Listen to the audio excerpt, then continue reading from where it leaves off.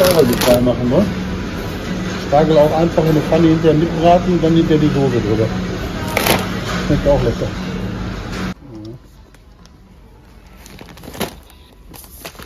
Mahal naman naman eh. For euro si Bachi. Fresh si Bachichi. Spatzel. Strawberry cheesecake. Schmeckt nicht schlimm, ich kann machen, nur nicht heute. Balik nito bias gini.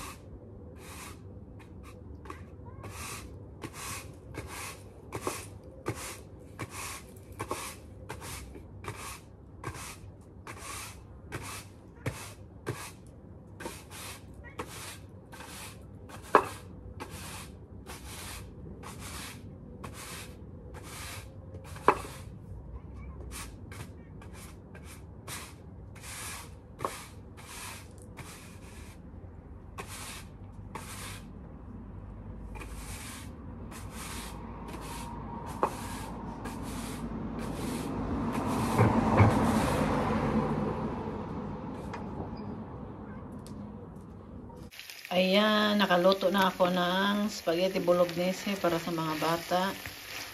Dahil ito ang request ni Fiona ngayon. Kumakain naman din Michelle at si Philip nito.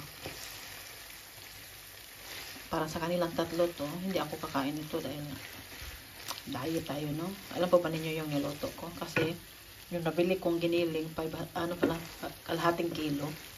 Kaya ang bolognese na ginawa ko, yung giniling na kailangan ko, 250 grams lang. Kaya yung kalahati, ginawa ko siyang niluto ko siya. Nilagyan ko ng carrots at saka paprika. At kakainin ko siya. Ito yung sa akin naman. Kita ko sa inyo. Ito naman sa akin. Lanlanin ko lang to. Hindi ko to siya maubos lahat dahil kumain na ako na kanina ng tawag na, yung sardinas dito sa Germany ba? Meron pa pala ako dito isa. Yan ang kinain ko. Alam po ba ninyo, kunti lang talaga yung kinain ko kahapon, yung sabaw na ginawa na matitis. Yung kunti lang. Yung tumkagay na sabaw. Thailander yun na Sus kagabi, naggutom ako, kumain ako ng dalawang hiwa ng cheese ba? Tapos kanina umaga grabe yung gutom ko. Kumain talaga ako konti ng ano ba kinain ko kanina? Nag-inom pala akong kape, tapos hindi ako kumain ng tinapay. May binili ako sa Rivi na parang siyang bula-bula ba? Yun ang ko kanya kasi nagutom na ako. Wala talaga akong ngayon. Wala talaga akong kinain na yung kape lang talaga yung may may sugar. Yung kinakain ko kasi walang rice, walang pasta. Sobrang diet talaga yung mameros ngayon. Yan, nilagyan natin ng gulay para masustansya. Para masustansya daw. Yan, pwede na yan siya. Tikman natin. Hatiin ko lang yan. Bukas na yung iba. Sarap sana yan ni partner sa rice. No, alam pa ba ninyo, nasira na yung rice namin dahil nag-diet ako, yung mga anak ko. Hindi na din sila kumain ng rice kasi nag-pizza lang sila kahapon. At tinapay naman yung dalawa. Ito naman sa mga anak ko. Luto na yan. Pwede na silang kumain. May sasabihin po si Fiona sa inyo. Sige. Hello guys. The spaghetti is very yummy from my mom. And please like and subscribe to my channel so that I get more meals than my mom. Nadi ka YouTube. Ako man ka YouTube. Taka man ka. Warum redest du eigentlich manchmal Filipinisch immer, wenn du so meckerst? Sabi niya, bakit daw nagbibisaya ako, Tagalog, hindi daw niya ako naintindihan. As to gesagt, dass du Filipinisch und Filipinisch Sprache lernen. Also muss ich das einfach sprechen. Mama, weißt du, was ich eigentlich in meinem Kopf hatte zu sagen? Ja. Ja, guys, it's not yummy. Fiona is lying. Ay, ano pala, kwento ko sa inyo ba, si Fiona pala, wala pala siya ng 3 days dito next week dahil mag-field trip po sila. Uuwi siya, Merkulis pa, ng hapon. Monday ng umaga sila aalis. So, 3 araw, 2 gabi at 3 araw, no? Tama ba? O, wala si Fiona dito. First time ni Fiona na umalis na hindi kasama yung, field trip nila. First time na ganyan na hindi kasama ni Fiona ang mama at papa. Yan. Kasama po niya yung mga classmate niya at teacher niya. Yung field trip na yan, syempre may bayad, no? Mahal ang bayad. Sus, kinuha ko. Tapos si Fiona, grade 4 na, next year ay lilipat na siya sa ibang eskwelahan at siya ay high school na.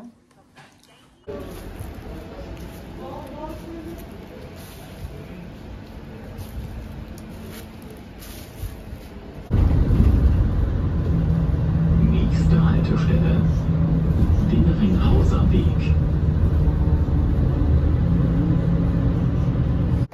Gustong-gusto ko to ba, oh? 4 na ano na. Cute niya.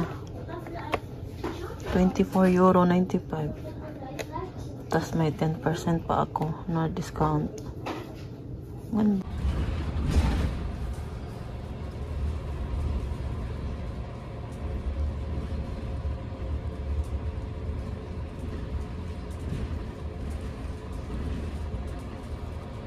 Ito po yung kakainin ko ngayon, oh. Salad at bola-bola.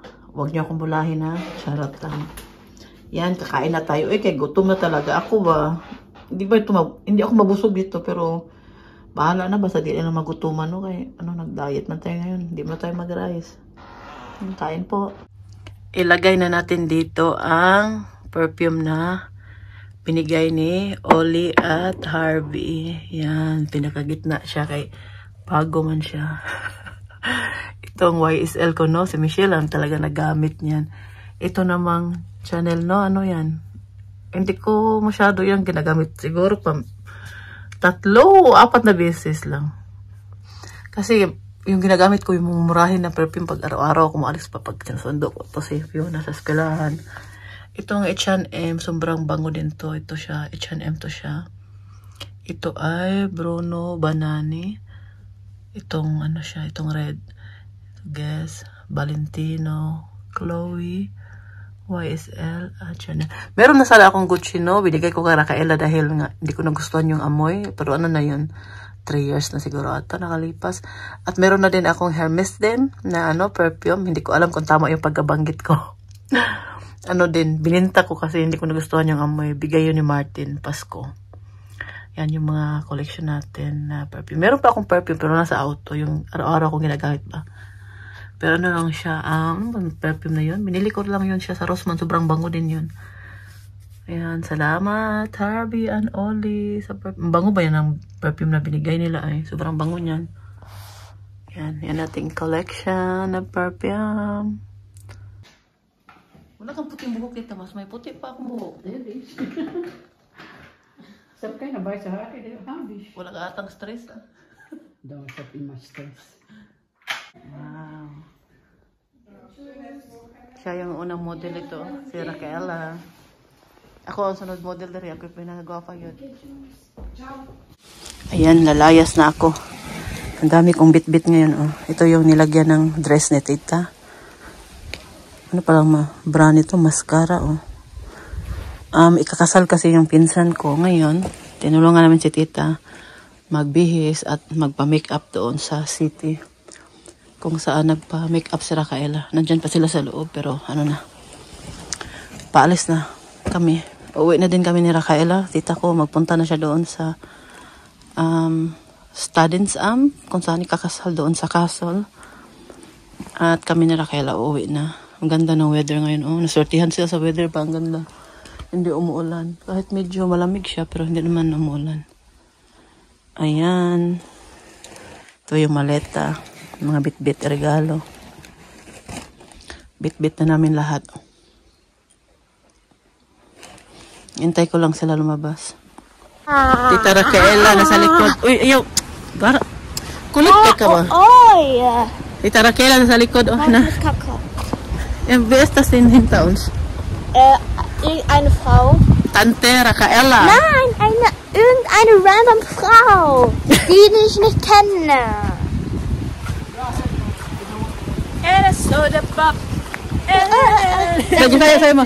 Sayo mo duwagin na. You're my soda pop. Das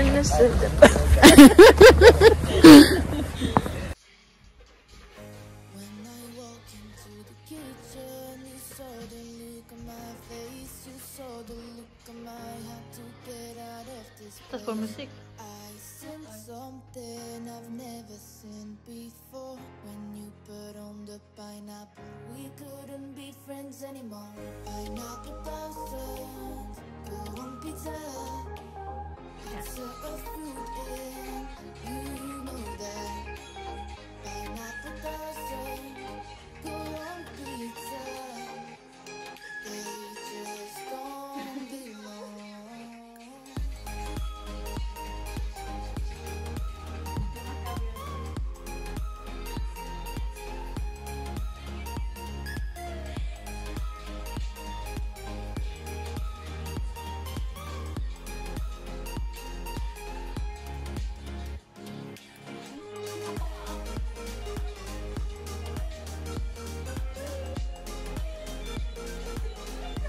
Wow, Fiona, du kannst gut tanzen.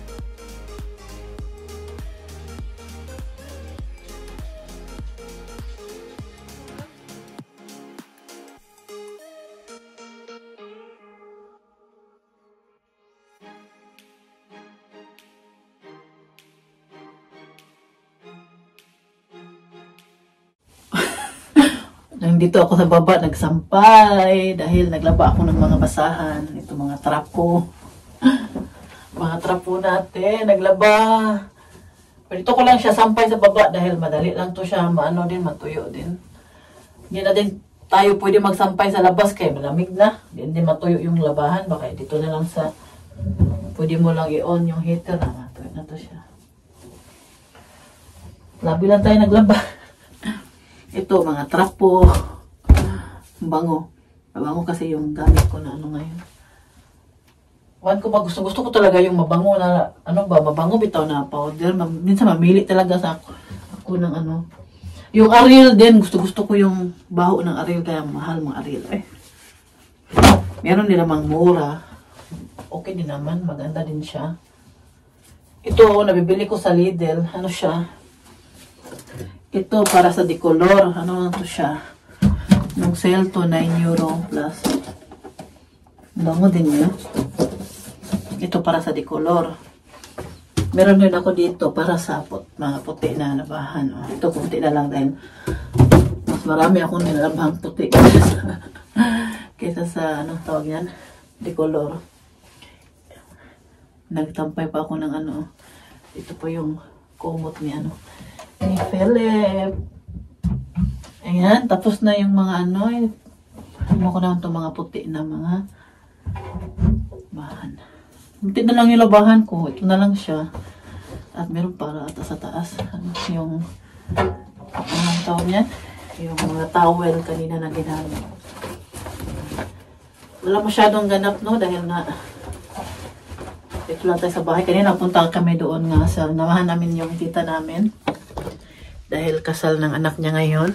Oh, dito ako sa aking labahan.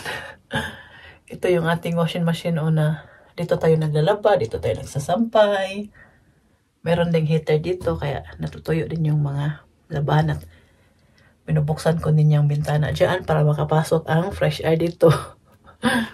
Nagsampay lang ako at akit na ako ulit. Nagtapon kasi ako ng basura ba. At nakalimutan ko, meron pala ako nilaban kanina pag uwi ko. Galing kanila tita. Kahapon ko pa lang to siya nilaban. Oh, natuyo na siya. Ang damit ko, mga full over. Tuyo na siya. Ito din isa. Kahit ito ko lang siya sinampan. Natuyo na din ito. Yan, akit na tayo sa taas. Yan si Oma, oh. Nakahiga si Oma.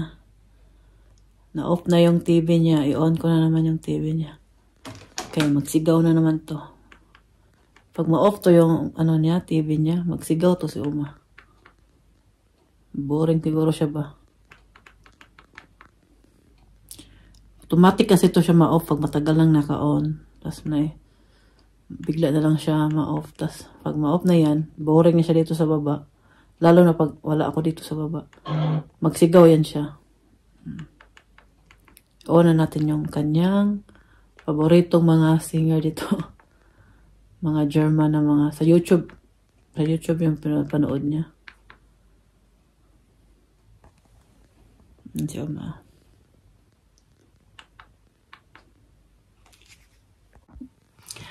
Nakita na ninyo si Mami Rose ito sa maliwanag na ilaw sa taas. Doon sa baba, kasi medyo madilim yung yung ilaw doon. Yun nga, yung ganap namin kanina, sinamahan namin yung tita namin dahil kakasal nga yung anak niya. At doon siya nagpa-make up doon sa kakilala ko na doon din siya din nung nag-make up kay Racaela.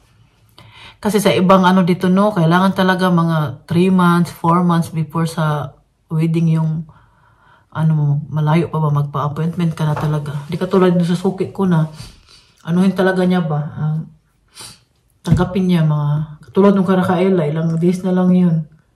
Tinanggap niya si Racaela doon na siya mag-make up. Pero sa iba, 6 months yung sabi sa akin. Ginawa ko, tagal yung 6 months. Grabe naman yung 6 months.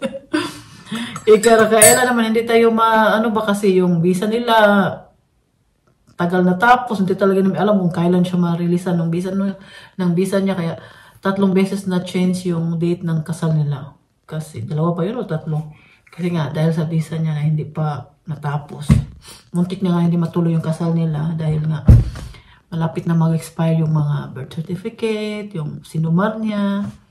Ayan, yan yung stress sa kanila Racaela na Ito naman sa pinsan ko na kinasal ngayon, German man siya, tas German yung asawa niya. Dito ngayon sila lumaki, kaya hindi masyadong maraming kailangan siguro na papeles, pati katulad sa kung galing ka ng Pinas, yung mga birth certificate mo, kailangan mo pang ipa-authenticate ba yun? Ginawa nila kaila doon sa Manila. At yung sinumar mo, dito hindi naman kailangan ata yan pag German ka na. Daming mga papilis na kailangan. Yan yung stress. Tapos yun nga, sinamahan namin yung tita namin. Tapos nakiusap din siya na kami yung magsirado ng dress niya sa likod. Kay hindi niya kaya. Yun, sinamahan namin kasi siya lang mag-isa sa bahay. Sinamahan namin siya. Pagkatapos namin doon sa city, pumunta kami sa bahay nila. Tapos hindi na din niya kami mahati dahil nga, kailangan na niyang pumunta doon sa castle kung saan ikakasal yung pinsan ko. Dahil kundi na lang din yung oras. Sana hindi na late yun si tita dahil siya lang yung nag-drive ba. Tapos umuwi na din kami. Tapos antay pa kami dito doon sa ng bus na papunta sa Plettenberg. Mga 40 minutes din bago kami nakasakay.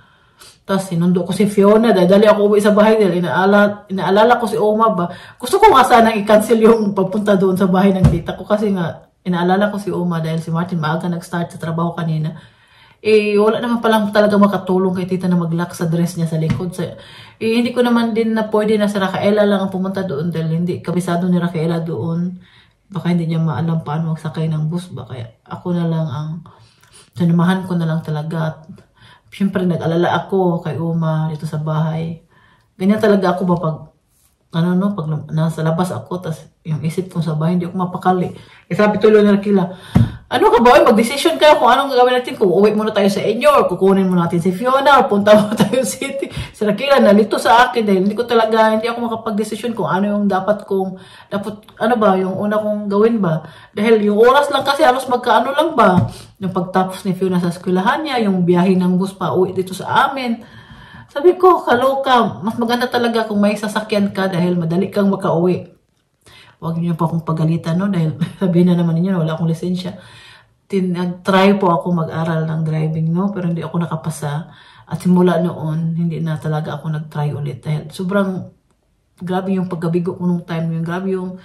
Grabe yung ano ko ba, panghinayang ba yun? Hinayang yan. Basta nung hindi ko nakapasa, parang sayangan talaga ako sa pera dahil ang laki ng binayad namin. Kasi ano yun sa akin, intensive learning kasi yun sa akin, pambilisan na ano ba. Tapos hindi ko nakaya yung 2 weeks na matapos na.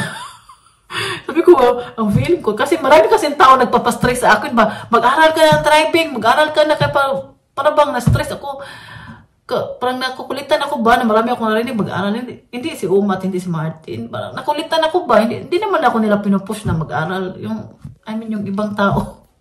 Na mag-aral ka na, para bang, nainis talaga ako nung time na yun ay. Sabi ko, kung hindi lang siguro ako, napastress, no? Baka nakapasa ako.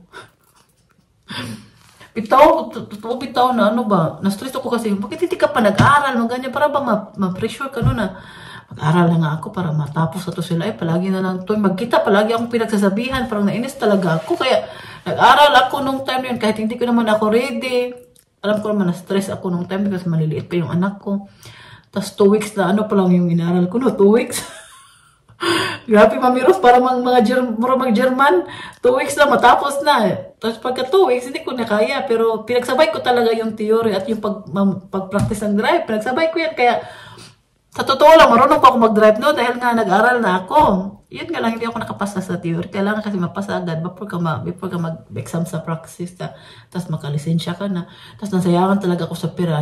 Natagal ako nakamove on nung time na yun. Kaya sabi ko kay Rafaela, huwag mong gayahin yung ginawa ko na maraming, kasi may ano ba, baka mayroon din magpaano sa kanya mag-aral ka na, ma-stress ka kasi Kaya alam ko naman na importante talaga yung ano dito, yung pagdadrive dito. Kaya lang, minsan kasi, katulad sa akin na naka-experience ako na hindi nakapasa, sayangan talaga ako sa pera, lalo na ngayon ang mahal, no?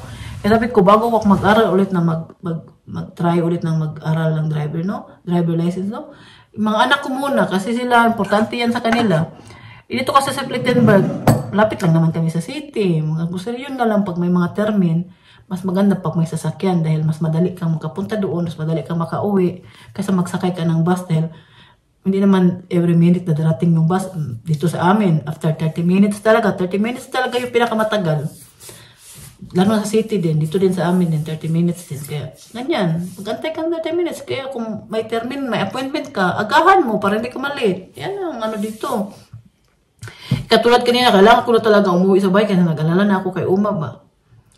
Hindi naman kami basta-basta, ayoko din mag-taxi dahil mahal galing doon kasi kita ko, 30 euro na. Tapos, sabi ko, mag-bus na lang tayo, hintayin na lang talaga natin dito ng ilang minuto. Kaya, hintayin na lang namin ni Rafaela at buti naman, okay lang naman si Uma. At yun nga, mag-alala ko, hindi ako mapakali kasi, okay lang ako nandito si Michelle sa bahay, no? Siya mag-own sa TV, ganyan. Wala kasi si Michelle, umalis din. Kung nandito lang yung anak ko, okay lang yun dahil nandito man siya makatingin. Pag wala siya dito, wala si Philip, wala si Fiona, maaga nag-start sa trabaho. Ano kasi ako, pag ma-off na yung TV ba, magsigaw kasi yan si Uma, ano ba, akala ng mga tao ba, may nangyari sa kanya. Kaya hindi pwede yan, hindi ma-on yung TV niya dahil importante yan sa kanya, dyan siya nanood. Mga singer na mga gusto niya, mga paborito niya. Pag dito kasi si Michelle kasi magpainom sa kanya ng tubig, mag-on ng TV, mga ganyan ba? May kung hindi naman siya gutom, yung ano lang ba, sa akin lang baka ano na yung ano ni Uma doon. Pero ano lang naman yun, hindi naman matagal. Ako lang, grabe lang talaga ako mag-alala. Ganyan po talaga ako. Grabe ako mag-alala. Hindi naman yung maglakad si Uma, hindi naman yung nakakalakad. Alala ko lang baka na-off na yung TV niya, ano na yung baka nagsigaw-sigaw. Madaling araw nga, magsigaw ngayon pag ma-off na yung TV niya. Sabi ko ba, pag makita ko talaga itong kapitbahay namin, no, next time sa labas, sabihan ko na lang ba na kung marinig nila sa Uma magsigaw, baka mag-alala sila. Wala sila mag-alala dahil okay lang naman yan siya. Magsigaw lang yan siya pag kasi sinasabi niya ni Uma, may tao daw sa kwarto niya. Kaya magsigaw siya. Tapos minsan pag naka-on din yung TV niya, magsigaw din siya. Pero hindi naman palagi talaga. Pero nakaraang araw, kahapon, sigaw. Marinig ko talaga sa taas palagi pag nasa kusina ako. Kasi yung kusina namin, ibaba niyan, kwarto ni Uma. Marinig ko talaga siya magsigaw-sigaw ko. na ano sabihin ng mga kapitbahay nito. Pero itong kapitbahay namin sa harap, tinanong ko na yan sila kung marinig yan sa umamagigong. Hindi pala narinig.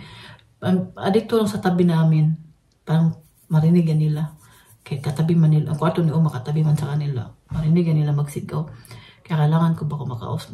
Next time kung magkasalubong kami dyan sa labas, baka sabihin ko na wag lang sila mag-alala dahil okay lang naman yan.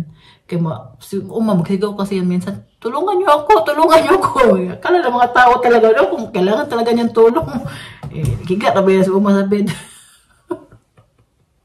Kung ano naman sabihin ng mga tao, no? Kaya, hindi ko talaga yan gusto pag na-off yung TV niya dahil yun na kasi mag-start na, mag-boring siya, magsigaw-sigaw siya. Pag naka-on kasi yung TV, may nakita siya mga tao sa ano, no? Sa nag-enjoy talaga yan siya. Kaya kanina, galala ko baka na-off na yung TV. Grabe pa naman ako mag-alala. Hindi talaga ako mapakali. Hindi ako alam kung saan, ano yung una kong gagawin ba? Ano yung maglibo ko ba? Sa una akong buhaton. Kaya sa nakila kanina, nalito tuloy sa akin. Andito na yung anak kong lalaki. Galing siya sa playground, naglaro. At ako naman ay magbihis at magluto na ng pagkain ng mga anak ko dahil gutom na sila. Alas 7 na pala. Si Martin, darating na din may trabaho yun bukas. At yun lang, yun yung ganap natin kanina. No? Ang ganda ng tita ko ba? Hindi ko lang siya na-picturean dahil nga sa busy na, nagmadali na. Yung ano lang, yung nagpa-make up ba? Pero yung suot na talaga yung dress na, hindi ko na siya na-picturean. Sabi ko lang sa kanya, ma-picture siya doon at send niya sa akin. Gusto kong makita yung ano niya. At yun lang. Happy weekend po sa inyong lahat. At maraming salamat sa inyong palaging panonood at sa walang sawang suporta po sa akin. Mag-iingat po kayo palagi.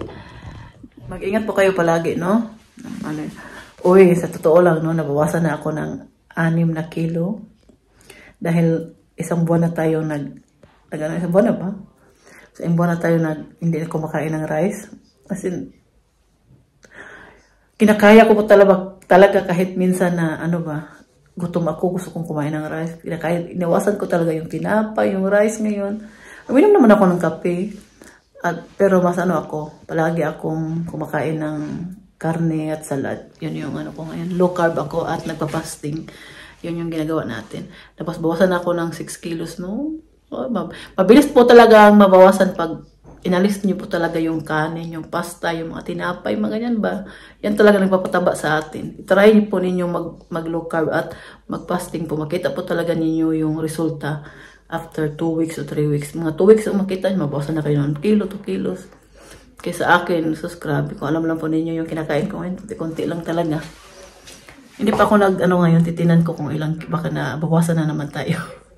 Kasi sa totoo lang, hindi pa ako kumain ngayon. Yung kinain ko kanina, yung low carb lang na tinapay at kape. Hindi pa talaga ako masyadong busog ngayon. Totoo lang. Pero kakain ako ng pipino para may malaman dyan ko ba. Tinabad din kasi ako magluto eh. Parang, parang magka-trangkaso. Feel ko lang. Yun yung naramdaman ko sa katawan ko. Yung kanina, yung barado, yung ilong ko. Uso pa naman yan ngayon dito dahil ating lamig na. At yun lang. At maraming salamat po sa inyong palaging panonood. At sa walang sawang suporta sa akin. Mag-iingat po kayo palagi. Bye-bye. Ciao. Happy weekend.